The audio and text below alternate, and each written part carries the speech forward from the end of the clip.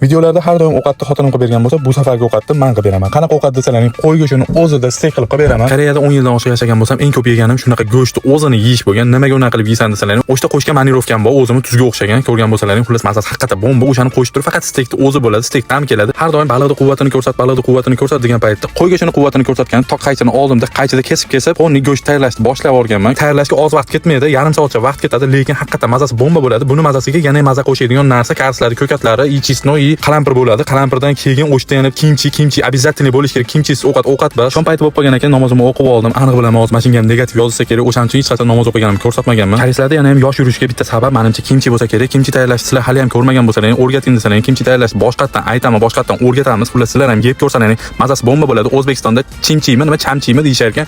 Chamchi deyilmaydi, kimchi deyiladi. O'zi haqiqiy. Bitta tayyorlab berdim, xotinim ham yeb ko'rdi, mazasiga vasha bomba devordi. Chunki bunaqa ovqat faqat Koreyada bo'ladi. O'zbekistonda ham agarda tayyorlab yeyilsa, haqiqatan mazasi zo'r. Sizlar ham yeb ko'ringlar, mazasiga baho beringlar. Xuddi shunaqa qilib yeb ko'rsalaring tamom bo'ladi-yu. Hali bunaqasini ancha-muncha odam yeb ko'rmagan.